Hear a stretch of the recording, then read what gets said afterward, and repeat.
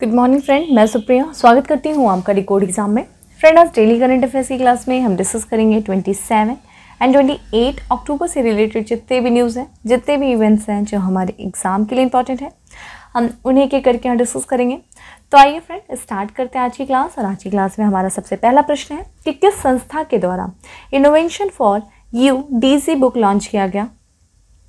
चुनाव आयोग, जनजाति आयोग, नीति आयोग, महिला आयोग। तो फ्रेंड, इसका करेक्ट आंसर हो जाएगा सी, नीति आयोग के द्वारा innovation for UDC book launch किया गया। और इसके बारे में देखें तो नीति आयोग द्वारा innovation for UDC book launch किया गया और ये नीति आयोग के अटल इनोवेशन मिशन के तहत लॉन्च किया गया है। ठीक है, तो नीति आयोग के तहत जो अटल इनोवेशन के तहत इसे लॉन्च किया गया है, किसे innovation for UDC book launch किया गया है।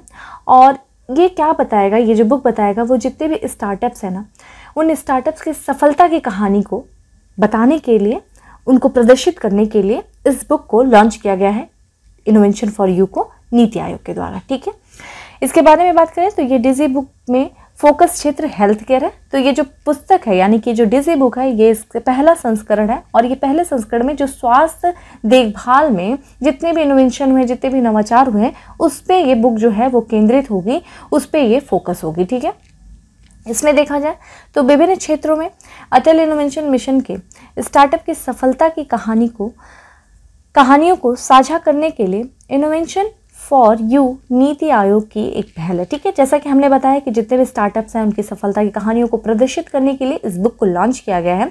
और इसमें भी देखा जाए तो जितने जो 45 स्टार्टअप्स हैं, ध्यान रखिएगा 45 स्टार्टअप्स हैं, वो स्टार्टअप्स जो है एआई यानी कि आर्टिफिशियल इंटेलिजेंस, आईओटी, ठीक है, जितने भी टेक्निक हैं उनका लाभ उठा करके जो सामाजिक रूप से जो प्रासंगिक क्षेत्र है या जो स्वास्थ्य के मुद्दों के लिए जितने भी सामाजिक रूप से जो प्रासंगिक समाधान है, उन पर ये क्या करेगी, केंद्रित होगी, उन पर ये पूरी तरीके से फोकस होगी। और ये कौन से क्षेत्र होंगे, स्वास्थ्य मुद्दे कौन से हैं, जैसे कि अगर उनके बारे में देखें तो नवजात बच्चे हो गए, जो नवजात और बच्चों की देखभाल, मानसिक स्वास्थ्य से संबंधित, दंत चिकित्सा देखभाल से संबंधित, एनीमिया से संबंधित, और देखा जाए तो मानव जीवन से संबंधित जितने भी स्वास्थ्य मुद्दों के लिए जो सामाजिक रूप से प्रासंगिक समाधान प्रदान करने का प्रयास करेंगे। कौन? ये 45 स्टार्टअप किस चीज़ का लाभ उठा करके, आर्टिफिशियल इंटेलिजेंस हो गए, आईओटी हो गए, तो इन सब चीज़ों की तकनीकी का लाभ उठा करके। ठीक है, डीजी बुक को लॉन्च करने का उद्देश्य क्या है? आगामी उद्यमियों के लिए प्रोत्साहन के रूप में सेवा प्रदान करना। ठीक है, ताकि उनको प्रोत्साहन मिले और जिससे कि भारत में कुछ चुनौतियों का समाधान करने के लिए रचनात्मक और कल्पना के मार्ग पर काम किया जा सके। ठीक है, तो जितने भी जो उद्यमी हैं उनको प्रोत्साहन दिया जा सके, उनको सहायता दी जा सके, उनके समझ जो कुछ भी चुनौतियां आ रही हैं उनके समाधान के लिए रचनात्मक और कल्पना मार्ग जो है उस पर काम किया जा सके। तो ये जो बुक है, एक तरीके से अगर हम ओवरऑल बुक बात करें तो इसमें एक चीज़ और भी इंपॉर्टेंट है कि ये जो बुक है वो हमें प्रदर्शित करेगी, वो लोगों के सामने ये दिखाएगी कैसे जो युवा भारत है वो धीरे धीरे और लगातार जो है वो विश्व स्तरीय नेता बनने की दिशा में क्या कर रहा है, आगे बढ़ रहा है इन विभिन्न पहलुओं पर कार्य करके। ठीक है, चलिए अब नेक्स्ट प्रश्न पे चलते हैं और हमारा आज का नेक्स्ट प्रश्न है, चलिए नेक्स्ट प्रश्न पे चलते हैं कि निम्नलिखित में से किस संस्था के द्वारा status of coral reef of the world 2020 report जारी की गई? GCRMN यानी कि global coral reef monitoring network, UNEP, WMO, IUCN। तो फ्रेंड, इसका करेक्ट आंसर हो जाएगा ए, यानी कि global coral reef monitoring network के द्वारा status of coral reef of the world 2020 report जारी की गई है। आइए इसके बारे में देखते हैं इस रिपोर्ट में क्या बातें की गई हैं। तो status of coral reef of the world 2020 report global coral reef of monitoring network द्वारा जारी किया गया। ठीक है, ध्यान रखिएगा किसके द्वारा, global coral reef monitoring network के द्वारा ये रिपोर्ट जारी की गई है। किसके बारे में? स्टेटस बता रहा है जो कोरल रीफ्स है। ठीक है, विश्व में जितने भी कोरल रीफ्स हैं उनके स्थिति को बता रहा है कौन सी रिपोर्ट, ये आपका status of coral reef of the world report किसके द्वारा जारी किया गया? Global coral reef monitoring network के द्वारा। इस रिपोर्ट का ये जो रिपोर्ट है ये 6वां संस्करण है और इसमें क्या बातें की गई हैं कि 2009 से लेकर के 2018 तक दुनिया के कोरल का 14% जो है 14% जो है वो क्या हुआ, नुकसान हुआ। ठीक है, नुकसान क्षेत्र जो है वो जो नुकसान का क्षेत्र है वो नुकसान क्षेत्र के अनुसार भिन्न भिन्न है, क्षेत्र के अनुसार, जैसे कि पूर्वी एशिया में 15% से लेकर के पूर्वी उष्णकटिबंधीय प्रशांत क्षेत्र में 95% तक है। ठीक है, इसमें देखा जाए तो रिपोर्ट को संयुक्त राष्ट्र पर्यावरण कार्यक्रम यूनेप के द्वारा वित्तीय, तकनीकी और संचार सहायता प्रदान की गई। तो जो इस रिपोर्ट को वित्तीय और तकनीकी और जितना भी संचार कम्युनिकेशन से संबंधित, जो फाइनेंशियल संबंधित, टेक्नोलॉजी से संबंधित जितनी भी सहायता प्रदान किया गया है वो यूनेप के द्वारा किया गया है। बात करें कोरल रीफ को, तो कोरल रीफ को प्रवाल भित्ति या मूंगा चट्टान के नाम से भी जाना जाता है और ये समुद्र के भीतर स्थित चट्टानें हैं जो कि किससे बनती हैं, ये प्रवालों द्वारा छोड़े गए कैल्शियम कार्बोनेट से निर्मित होती है। प्रश्न आ चुका है, अभी भी आने की पॉसिबिलिटी है। आप मुझे कमेंट बॉक्स में यूनेप के बारे में बताएंगे, संयुक्त राष्ट्र पर्यावरण कार्यक्रम के बारे में बताएंगे कि इसकी स्थापना कब हुई, ठीक है, किस तरीके से, अगर ये रिपोर्ट जारी करता है तो आप मुझे रिपोर्ट के बारे में बताएंगे। ठीक है, यूनेप के बारे में आप मुझे अच्छे से बताइए। ठीक है, और दूसरी चीज़ मुझे कोरल रीफ के बारे में बताइए कि इन कौन कौन से जो कंडीशंस हैं इनके बनने की, ये भी आप मुझे बताइएगा। ठीक है, और किस तरीके से जो पर्यावरण, जो आपका समुद्री प्रदूषण, किस वजह से इनका नुकसान हो रहा है। अगर कमेंट बॉक्स में आप मुझे इस बारे में भी थोड़ा बहुत 1-2 लाइन बता पाएँ तो बहुत ही अच्छा होगा। तो आप मुझे उसके बारे में बताइए कि क्या कारण है कि ये जो कोरल रीफ हम देख रहे हैं जिसकी वजह से ये काफ़ी नुकसान हुआ है 2018 से लगभग 14%, और आने वाले दिन में इसके बताया जा रहा है कि और भी नुकसान होने के चांसेस काफ़ी ज़्यादा है। तो उसका कारण बताइए क्या है। चलिए, नेक्स्ट प्रश्न है कि किस मंत्रालय के द्वारा हाल ही में एक राष्ट्रीय संचालन समिति बनाई गई। रक्षा मंत्रालय, शिक्षा मंत्रालय, वित्त मंत्रालय, गृह मंत्रालय। करेक्ट आंसर है आपका देखा जाए तो शिक्षा मंत्रालय के द्वारा एक राष्ट्रीय संचालन समिति बनाई गई है। और इसके बारे में देखें तो शिक्षा मंत्रालय द्वारा निपुण भारत मिशन के कार्यान्वयन के लिए राष्ट्रीय संचालन समिति बनाई गई, की स्थापना की। किसके लिए? निपुण भारत मिशन है उसके कार्यान्वयन के लिए एक राष्ट्रीय संचालन समिति की स्थापना की गई है शिक्षा मंत्रालय के द्वारा। निपुण भारत मिशन की शुरुआत देखें तो इसका जो उद्देश्य है वो स्कूली शिक्षा और साक्षरता विभाग ने किया था। कब किया था? 5 जुलाई 2021 को। क्या कारण था? बेहतर समझ और संख्यात्मक ज्ञान के साथ शिक्षा में प्रवृत्ता के लिए एक राष्ट्रीय पहल के रूप में की थी। ठीक है, तो देखा जाए निपुण भारत की शुरुआत किसके द्वारा किया गया था? स्कूल शिक्षा और साक्षरता विभाग के द्वारा 5 जुलाई 2021 से। किस चीज़ के लिए? बेहतर समझ और संख्यात्मक ज्ञान के साथ शिक्षा में प्रवृत्ता के लिए एक पहल के रूप में, एक राष्ट्रीय पहल के रूप में किया था।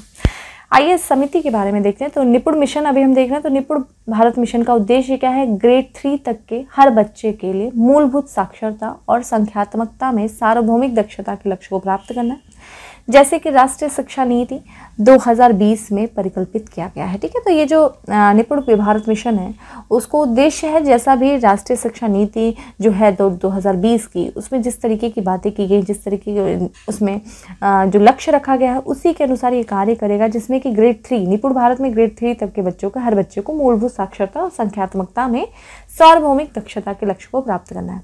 निपुण भारत मिशन के कार्यान्वयन के लिए केंद्रीय शिक्षा मंत्री श्री धर्मेंद्र प्रधान की अध्यक्षता और शिक्षा राज्य मंत्री श्रीमती अन्नपूर्णा देवी की सह अध्यक्षता में एक राष्ट्रीय संचालन समिति का गठन किया गया। तो इस राष्ट्रीय संचालन समिति के अध्यक्ष कौन है?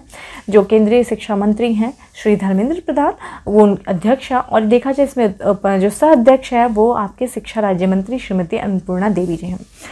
तो इसकी भूमिका भी देख लेते हैं। समिति की भूमिका और कुछ जिम्मेदारियां हैं, जैसे कि मूलभूत साक्षरता और संख्यात्मकता पर राष्ट्रीय मिशन की प्रगति की निगरानी करना।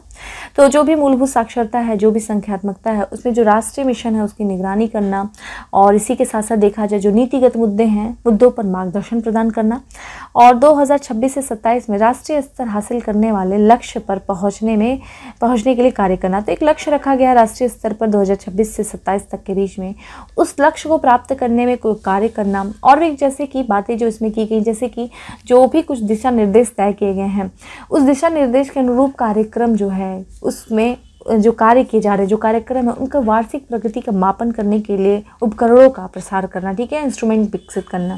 जितने भी राज्य हैं, जो केंद्र शासित प्रदेश हैं, प्रदेशों के लिए देखा जाए तो राष्ट्रीय कार्य योजना तैयार करना, उनके लिए अनुमोदन तैयार करना, अनुमोदन करना, फंड की अगर कमी है तो फंड की उपलब्धता को सुनिश्चित करना, अगर रिक्तियां हैं तो रिक्तियों को भरना, शिक्षक हैं, जितने भी जनसांख्यिकी जो स्थानीय मुद्दे हैं, शिक्षकों के लिए जो प्रशिक्षण ट्रेनिंग देना, आवश्यकता अनुसार जो है पाठ्यक्रम पर चर्चा करना, शिक्षा छात्र से संबंधित जितने भी कार्य हैं उनकी देखरेख करना, ये सारी चीज़ें इसमें बात की गई हैं।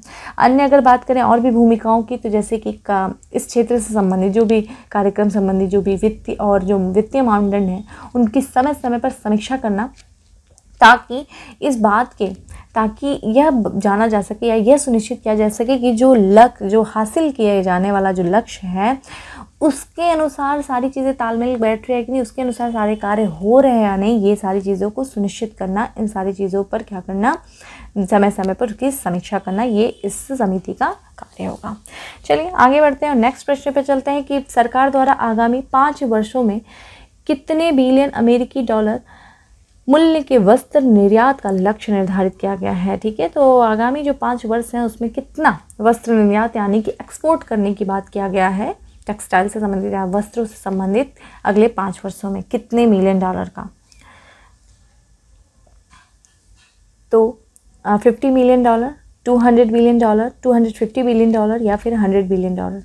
तो फ्रेंड इसका करेक्ट आंसर हो जाएगा डी, 100 बिलियन डॉलर का लक्ष्य रखा गया आगामी 5 वर्षों में। ठीक है, और वस्त्र निर्यात का लक्ष्य रखा गया है। और इसके बारे में देखें तो वस्त्र मंत्रालय ने उद्योग से वस्त्र निर्यात के वर्तमान निर्यात मूल्य जो कि कितना है, लगभग 33 बिलियन डॉलर है, इसको बढ़ा करके आगामी जो 5 वर्षों में कितना करने का लक्ष्य रखा गया, 3 गुना बढ़ा करके 100 बिलियन डॉलर करने का लक्ष्य का आह्वान किया गया। ठीक है, वर्तमान में जो भारत का वस्त्र निर्यात है उद्योग जो है वो कितना है, लगभग 33 बिलियन डॉलर का है। इसे जो सरकार यानी कि जो वस्त्र मंत्रालय के द्वारा जो लक्ष्य रखा गया कि आने वाले 5 वर्षों में वस्त्र निर्यात को बढ़ा करके कितने बिलियन डॉलर, 3 गुना कर देना, वो 100 बिलियन डॉलर का लक्ष्य रखा गया है।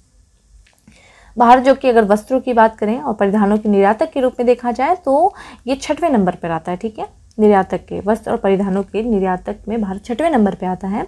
और अगर हम बात करें तो कृषि के बाद जो ये क्षेत्र है, जो वस्त्र उद्योग क्षेत्र है, वो सबसे बड़ा रोजगार सृजन करता क्षेत्र है। ठीक है, दूसरे नंबर पे सबसे ज़्यादा रोजगार सृजन करता जो कृषि है, दूसरे नंबर पे बात करते हैं तो वस्त्र उद्योग जो है वो रोजगार सृजनकर्ता के रूप में दूसरे स्थान पे आता है, काफ़ी ज़्यादा रोजगार प्रोवाइड करता है। ठीक है, काफ़ी लोग इस क्षेत्र से जुड़े हुए हैं जिनका एक तरीके से इस क्षेत्र में नौकरी कर रहे हैं फ्रेंड। लेकिन ये जो पहल है, ये जो लक्ष्य है, इस लक्ष्य को प्राप्त करने के लिए कुछ सरकार के द्वारा जो प्रयास किए जा रहे हैं वो भी हमारे लिए काफ़ी ज़्यादा इंपॉर्टेंट है। लेकिन उसके पहले हमारे लिए ये देखना है कि वर्तमान में जो इसका योगदान कितना है। तो वस्त्र उद्योग का वर्तमान में 2018-19 में सकल घरेलू उत्पाद में 2% और निर्यात आय में 12% का योगदान है, जबकि वस्त्र और परिधान में वैश्विक व्यापार में भारत का कितना है, 5% हिस्सा है।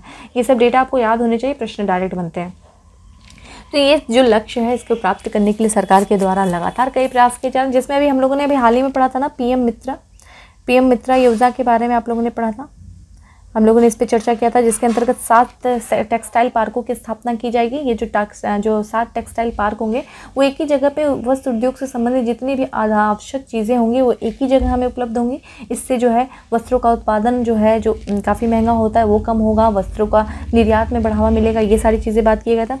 सरकार का जो दूसरा कार्य है वो है वस्त्र के क्षेत्र में, ठीक है, टेक्सटाइल के क्षेत्र में 100% FDI को, ठीक है, अनुमति देना। जो स्वचालित मार्केट है 100% FDI को अनुमति दिया गया है।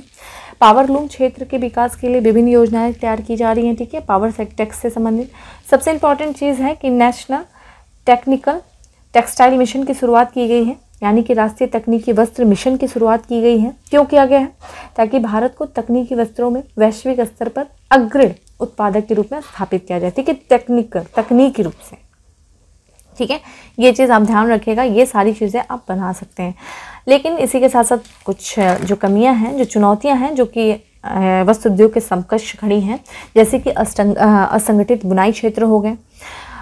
इस क्षेत्र में जो टेक्सटाइल के क्षेत्र में देखा जाए तो रिसर्च हो गया, इनोवेशन हो गया, उन पर बहुत कम ध्यान दिया गया है, जिसकी वजह से हमारा निर्यात काफ़ी ज़्यादा प्रभावित होता है। यहाँ पे देखा जाए टेक्नोलॉजी का काफ़ी ज़्यादा कमी है, यानी कि अपर्याप्त प्रौद्योगिकी उन्नयन का कमी है। दूसरा, निम्न उत्पादकता, और उससे भी ज़्यादा जो हमारे पड़ोसी देश हैं उनके साथ हमारा प्रतिस्पर्धा। पड़ोसी देशों में अगर बांग्लादेश देखा जाए तो बांग्लादेश हमसे ज़्यादा जो है वस्त्रों का निर्यात करता है, वस्त्र उत्पादन में हमसे ज़्यादा आगे है वो। इसी के साथ साथ वियतनाम हो गया, उन ऐसे देशों के साथ प्रतिस्पर्धा की वजह से भारत का निर्यात जो है, वस्त्र उद्योग निर्यात जो है वो काफ़ी प्रभावित होता है।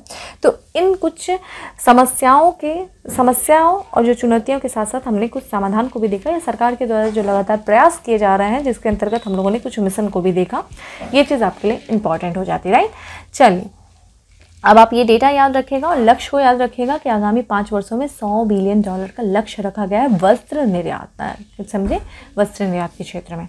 आइए आगे बढ़ते हैं और नेक्स्ट प्रश्न है कि हाल ही में चर्चा में रहा मुल्ला पेरियार बांध किस राज्य में स्थित है। अगर आप लोग पेरियार नदी के बारे में पढ़े होंगे तो इसको बहुत ईजिली इस क्वेश्चन को सॉल्व कर सकते हैं। Tamil Nadu, Kerala, Punjab, Karnataka. Correct answer is B, Kerala में है मुल्ला पेरियार बांध। देखिए ये बांध जो है वो 2 राज्यों यानी कि केरल और तमिलनाडु के बीच में विवाद का कारण बना हुआ है, जिस कारण से ये चर्चा में है। और इसके बारे में देखें तो मुल्ला पेरियार बांध केरल में स्थित है, और केरल में भी देखा जाए फ्रेंड तो ये इदुक्की जिला है केरल का, ठीक है। आपने इसके बारे में भी पढ़ा होगा, मुझे पता है आप लोग काफ़ी स्मार्ट हैं। तो इदुक्की जिले में जो मुल्लायार, ठीक है, ये ध्यान रखिएगा, 2 नदियां हैं, मुल्लायार और पेरियार, ठीक है। तो मुल्लायार पेरियार नदियों के संगम पर ये बांध स्थित है, मुल्ला पेरियार बांध, ठीक है। तो नदियों के नाम पे इस बांध का नाम पड़ा है, कारण है।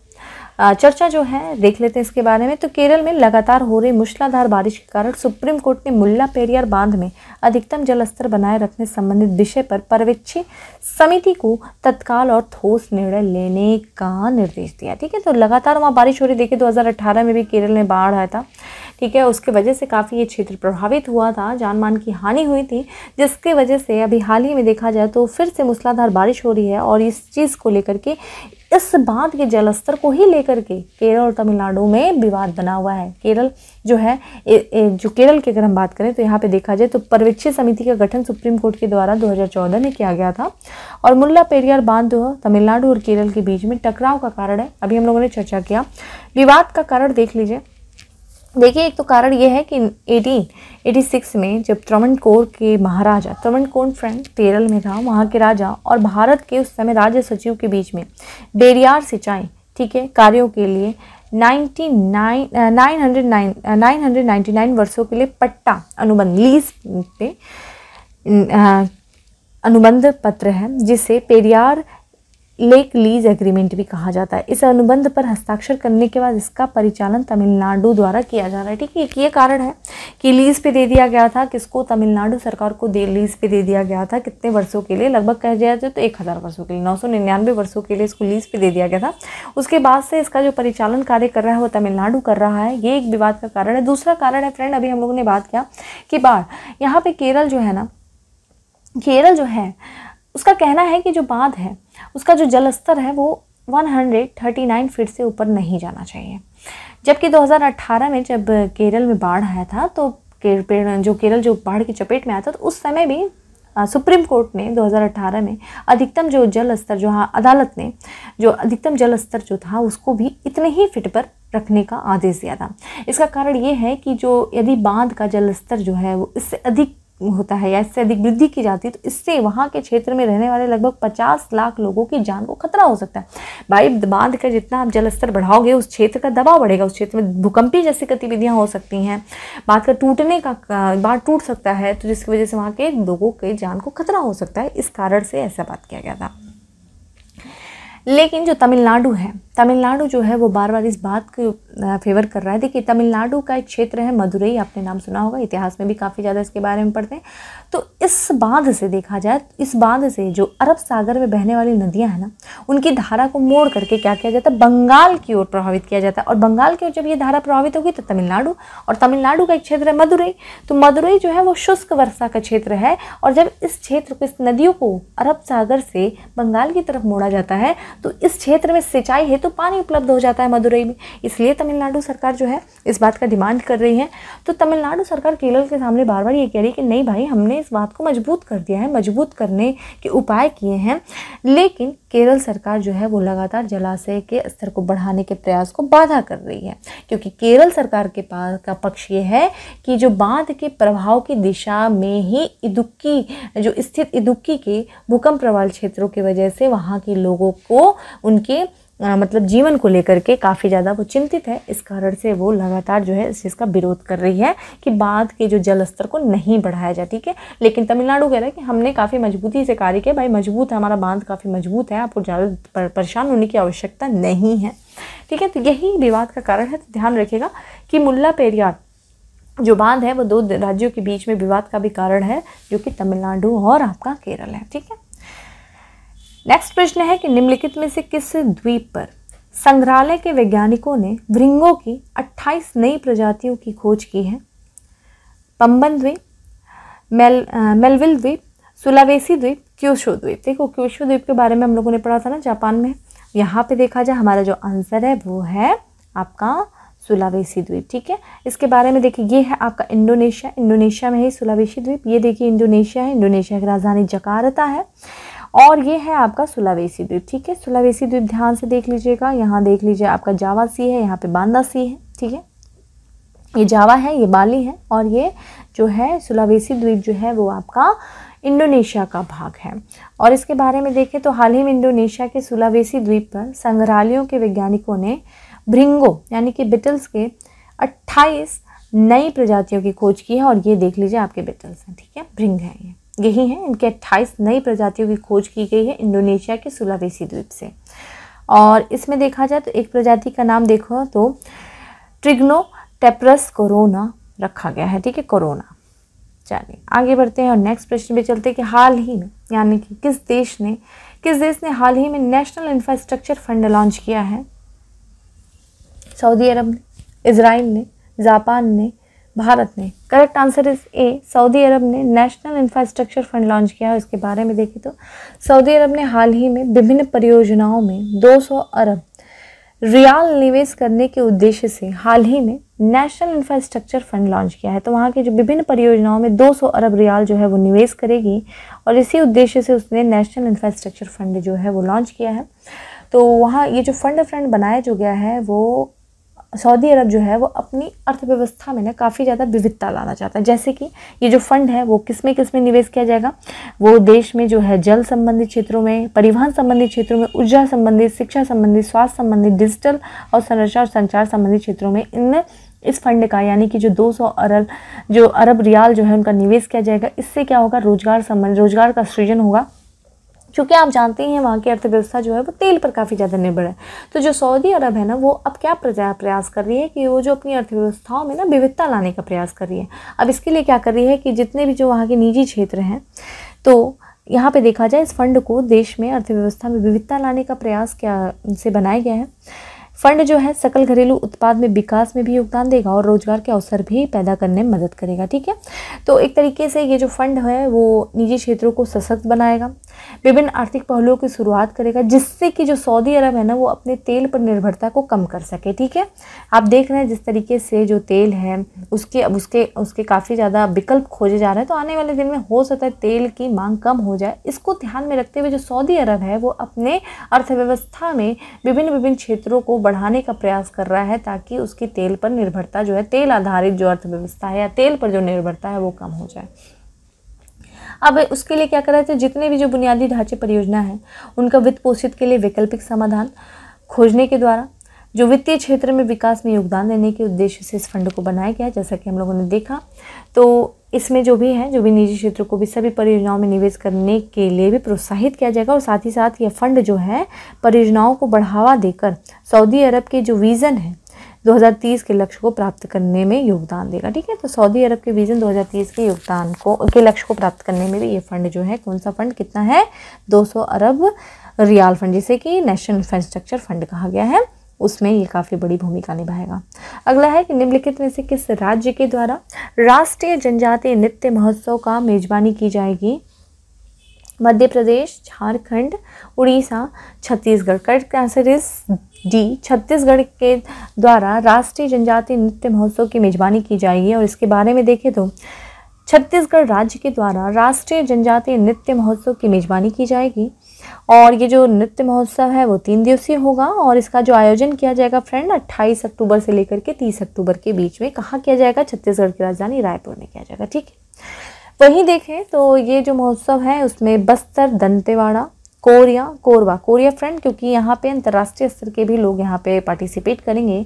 और कोरबा, बिलासपुर, गिरियाबंद, मैनपुर, धूरा, धमंतरी, सरगुजा और जशपुर आदिवासी क्षेत्रों के कलाकार इस उत्सव में अपनी संस्कृति और परंपरा को प्रस्तुत करेंगे। इस आयोजन में विभिन्न देशों के विविध आदिवासी समुदाय के कलाकार भी भाग लेंगे, ध्यान रखिएगा। और ये जो राष्ट्रीय जनजातीय नृत्य महोत्सव है आदिवासी संस्कृति की विशिष्टता को बढ़ावा देगा और छत्तीसगढ़ के आदिवासी जीवन की समृद्धि और विविधता को प्रदर्शित करेगा। इसका जो पहला संस्करण था इस महोत्सव का, राष्ट्रीय जनजातीय नृत्य महोत्सव की जो शुरुआत की गई थी वो 2019 से की गई थी, ठीक है, और ये पहला संस्करण 2019 में आयोजित किया गया था। आइए आगे बढ़ते हैं और नेक्स्ट प्रश्न पे चलते हैं कि किस राज्य ने सस्टेनेबल ट्रांसपोर्ट सिस्टम अवार्ड, ठीक है, सतत परिवहन जो प्रणाली है अवार्ड जो है वो प्राप्त किया है, किस राज्य ने? कर्नाटक ने, केरल ने, उत्तर प्रदेश ने, पंजाब ने। Correct answer is B, Kerala ने सस्टेनेबल ट्रांसपोर्ट सिस्टम अवार्ड प्राप्त किया है। इसके बारे में देखें तो हाल ही में केरल ने सस्टेनेबल ट्रांसपोर्ट सिस्टम अवार्ड जीता है। और यह पुरस्कार देखा जाए तो किसके द्वारा, किस मंत्रालय के द्वारा दिया गया है? ये दिया गया आवास और शहरी मंत्रालय मामलों के मंत्रालय के द्वारा ये पुरस्कार दिया गया है केरल को। कौन सा पुरस्कार? सस्टेनेबल ट्रांसपोर्ट सिस्टम अवार्ड, ठीक है। और इसके बारे में देखें तो यह पुरस्कार राज्य के भारत के विभिन्न राज्यों और केंद्र शासित प्रदेशों में परिवहन सुविधाओं को मान्यता देने के लिए प्रदान किया जाता है। यह पुरस्कार कोच्चि शहर को कोच्चि मेट्रो, वाटर मेट्रो यानी कि मेट्रो के जैसे ही समान अनुभव के साथ जल कनेक्टिविटी वाटर मेट्रो और ई मोबिलिटी जैसे क्रियान्वित परियोजनाओं के परिवहन को सुविधाओं को बढ़ाने के लिए किया गया है, ठीक है। तो ये जो सतत परिवहन फ्रेंड, अगर सतत परिवहन की बात करें तो ये ऐसे साधन होते हैं जो देखा जाए पर्यावरण के लिए काफ़ी कम नुकसानदायक होते हैं। और ये जो वर्तमान पीढ़ी, और आपको पता है सतत मतलब क्या होता है, जो वर्तमान पीढ़ी और भविष्य की पीढ़ी की जरूरतों को भी संतुलित करते हैं, यही सतत है। तो सतत परिवहन यही हो गया, ठीक है। आगे है कि हाल ही में किस मंत्रालय के द्वारा ज्ञान आधारित ऐप और प्लेटफॉर्म कंसल्ट जारी किया गया है? महिला बाल विकास मंत्रालय, शिक्षा मंत्रालय, परिवहन सड़क मंत्रालय, सड़क परिवहन मंत्रालय या फिर वित्त मंत्रालय। तो फ्रेंड इसका करेक्ट आंसर हो जाएगा सी, यानी कि सड़क परिवहन और राजमार्ग मंत्रालय के द्वारा कंसल्ट ऐप और प्लेटफॉर्म जो है वो जारी किया गया है। और उसके बारे में देखा जाए तो सड़क परिवहन और राजमार्ग मंत्री नितिन गडकरी ने ज्ञान आधारित ऐप और प्लेटफॉर्म कंसल्ट जारी किया है। कंसल्ट है विश्व स्तर पर पहला माध्यम है जिससे लोग सूचना, सलाह, परामर्श और मार्गदर्शन ले सकते हैं तथा विभिन्न क्षेत्रों के विशेषज्ञों से संपर्क कर सकते हैं। तो जितने भी विभिन्न क्षेत्रों के लोग हैं, उनके जो विशेषज्ञ हैं, जो एक्सपर्ट हैं, उनसे आप उस क्षेत्र से संबंधित जानकारी प्राप्त करने के लिए इस ऐप का इस्तेमाल कर सकते हैं। आप उनसे कनेक्ट हो सकते हैं और उनके वो अपने अनुभव को आपसे साझा कर सकते हैं। यही कारण है, यही उद्देश्य है इस ऐप को, इस प्लेटफॉर्म को, कंसल्ट प्लेटफॉर्म को जारी करने का। किसके द्वारा किया गया है? सड़क परिवहन और राजमार्ग मंत्री नितिन गडकरी के द्वारा। इस ऐप से लोगों को विशेषज्ञों के पूरे जीवन में प्राप्त अनुभवों से सीखने का अवसर, जितने भी एक्सपर्ट हैं उन्होंने अपने पूरे आजीवन क्या सीखा वो आपसे अपने अनुभव को साझा करेंगे। इससे आपको काफ़ी ज़्यादा ज्ञान मिलेगा, आपको इससे काफ़ी ज़्यादा जानकारी मिलेगी उनके अनुभवों से। इस कंसल्ट ऐप की जानकारी चाहने और उसे देने वालों को तुरंत आपस में जोड़ा जाएगा, ठीक है। तो जो कंसल्ट ऐप की जो कंसल्ट ऐप है वो जो जानकारी चाहते हैं और जो जानकारी देना चाहते हैं इनको तुरंत कनेक्ट करेगा। तो जितने भी जो प्रत्येक विशेषज्ञ हैं उनके बारे में इसमें क्या किया जाएगा कि जितने भी विशेषज्ञ हैं प्रत्येक जो फील्ड के अलग अलग, जो फील्ड के हर तरीके, मेडिकल लाइन के एक्सपर्ट होते हैं, इंजीनियरिंग लाइन के अलग अलग फील्ड के अलग अलग एक्सपर्ट होते हैं। तो जितने भी एक्सपर्ट हैं ना उनके बारे में लेख और वीडियो ब्लॉगिंग के द्वारा, ठीक है, उनके योगदान को बताने का कार्य करेगा और एक विशिष्ट पृष्ठभूमि तैयार करेगा जो कि उनकी बौद्धिक विरासत को दर्शाने और उनसे लोगों की रुचि बढ़ाने में सहायक होगा। तो जो उन्होंने अपने बौद्धिक विरासत में जो इतने बड़े जीवन काल में, इतने जीवन में अपने उन्होंने क्या सीखा, जो उनको विरासत में यानी कि उनके पास क्या है, वो जो अपने अनुभव को साझा करेंगे जिससे लोगों की रुचि बढ़ेगी उस फील्ड में। लोग ऐसे एक तरीके से उनकी रुचि, लोगों की रुचि बढ़ाने में काफ़ी ज़्यादा सहायक होगा, ठीक है। एक तरीके से मोटिवेशन भी होगा, ठीक है। तो ये थे हमारे 10 MCQ और हमने आपसे आज सिर्फ एक प्रश्न पूछा है यूनेप के बारे में, जिसका मुझे पता है कि आप मुझे आंसर करेंगे। और फ्रेंड प्लीज़ वीडियोस को शेयर करना नहीं भूलें, आप प्लीज़ ज़्यादा से ज़्यादा शेयर करें, लाइक तो कर ही सकते हैं फ्रेंड। और बाकी कमेंट बॉक्स में आंसर करिए, कमेंट बॉक्स आपको अपनी जो भी इंक्वायरी है वो कमेंट बॉक्स में आप लिखिए। और हाँ, कुछ बच्चों का कंसर्न था कि मैंने इधर कुछ क्लासेस जो है मैंने ऑफ की थी फ्रेंड, उसके पीछे मेरी मजबूरी थी, लेकिन अभी क्लास आपकी पूरी कंटिन्यू रहेगी, ये मेरा वादा है, ठीक है। चलिए आगे चलते हैं और फैक्ट्स ऑफ द डे पे आते हैं। फैक्ट्स ऑफ द डे में हमारा सबसे पहला फैक्ट है यूनाइटेड स्टेट ग्रैंड प्रिक्स 2021 का खिताब के जो विजेता बने हैं वो बने मैक्स वर्स्टेपन, ठीक है। ये आपके विजेता बने हैं United state grand prix. Next है निशस्त्रीकरण सप्ताह दिस ऑर्नामेंट्स वीक 2021 जो है वो कब से कब तक मनाया गया है, 24 अक्टूबर से लेकर के 30 अक्टूबर तक, ठीक है। निशस्त्रीकरण सप्ताह मनाया गया है, सप्ताह वीक, ध्यान रखिएगा। IPL 2022 के लिए 2 नई टीमें शामिल की गई हैं और ये 2 नई टीमों में अब टोटल कितनी टीमें हो जाएंगी IPL 2022 में? 10 टीमें हो जाएंगी। जो 2 नई टीमें हैं वो लखनऊ और अहमदाबाद हैं।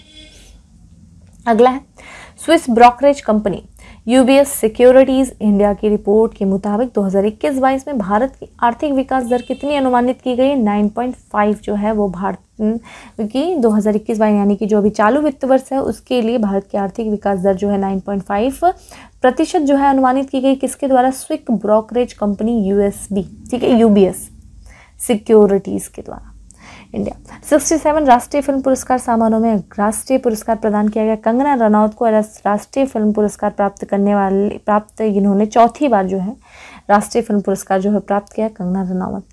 इंग्लैंड क्रिकेट टीम ने वापस एसएस सीरीज के लिए टेस्ट टीम की जगह दी है किसे? वेन स्टोक्स को, ठीक है। आगे बढ़ते हैं और नेक्स्ट है हमारा कि men single 2021 Denmark open badminton के विजेता बने। कौन बने? डेनमार्क के विक्टर एक्सेल्सन, ठीक है। देखा जाए फोरामिनी फेरल रिसर्च में उत्कृष्टता के लिए 2022 जोसेफ एम कुशमैन अवार्ड के लिए चुना गया। किसे चुना गया? डॉक्टर राजीव निगम। और ये ऐसे पहले भारतीय बने हैं, ठीक है, जिनको देखा जाए तो फोरामिनी फेरल रिसर्च में उत्कृष्टता के लिए जो जोसेफ ए कुशमैन अवार्ड दिया गया, ये प्राप्त करने वाले पहले भारतीय हैं। विश्व श्रव्य दृश्य विरासत दिवस मनाया गया है 27 अक्टूबर को। नेक्स्ट है कि भारत का पहला टेस्ट ट्यूब बन्नी, ठीक है, टेस्ट ट्यूब बन्नी भैंस का बछड़ा पैदा हुआ है। ये टेस्ट ट्यूब जो है भैंस का बछड़ा है और इसका नाम बन्नी है। कहाँ पे? गुजरात में भी देखा जाए तो गिर सोमनाथ जिले के एक किसान के घर ये बछड़ा जो है वो पैदा हुआ है, ठीक है। ये टेस्ट ट्यूब बन्नी। उज्बेकिस्तान के राष्ट्रपति जिन्होंने अपने दूसरे कार्यकाल के लिए फिर उनको चुना गया, क्या नाम है? शौकत मिर्जियोयेव जो है वो नए राष्ट्रपति, फिर से पुनः उनको चुना गया है उज्बेकिस्तान में, ठीक है, दूसरे कार्यकाल के लिए। बांग्लादेश के देखिए नौसेना अध्यक्ष हैं जो कि अभी हाल ही में भारत के 7 दिन की आधिकारिक यात्रा पर आए हुए हैं। ये इनका नाम है एडमिरल M शाहीन इकबाल, ठीक है। अगला है विदेश मंत्री S जयशंकर ने हाल ही में भूदान गौरव पट्टिका का अनावरण किया है। कहाँ के वन में? इजराइल के वन में। तो भूदान गौरव पट्टिका का अनावरण किया गया है विदेश मंत्री एस जयशंकर के द्वारा इजराइल के वन में। फीफा यानी कि federation international D football association की रैंकिंग 2021 में भारत को कौन सा स्थान प्राप्त हुआ है? 106वां स्थान प्राप्त हुआ है। कमेंट बॉक्स में आप मुझे बताइए कि पहला स्थान किसको प्राप्त हुआ है। इसके बारे में हम लोगों ने पढ़ा भी है।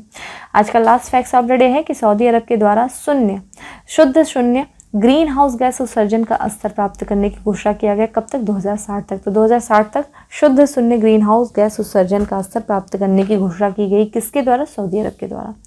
आ जाइए उत्तर प्रदेश स्पेशल में, तो जल्दी करते हैं कि हाल ही में नदियों के पानी की गुणवत्ता प्रदूषण के स्तर की जानकारी देने वाला हाईटेक रोबोट तैयार किया गया है। किसके द्वारा? IIT कानपुर के द्वारा, ठीक है। तो ये हाईटेक रोबोट जो है वो नदियों में ये जो पानी का जो गुणवत्तापूर्ण प्रदूषण जो है उसके स्तर की जानकारी देगा। और ये विकसित किया गया हाईटेक रोबोट जो है वो कानपुर IIT कानपुर के द्वारा। और उत्तर प्रदेश में जो पहली बार बोन मैरो ट्रांसप्लांट किया गया है वो कानपुर के मेडिकल कॉलेज में किया गया है। अगला है कि यहाँ पे देखा जाए तो ब्लैकवेल रोशन ब्लूथ अवार्ड मिला। किसको मिला? प्रोफेसर द्युतिका वत्स को, ठीक है। और देखा यहाँ पे स्वदेशी सारंग तोप का निर्माण किया गया है कानपुर में।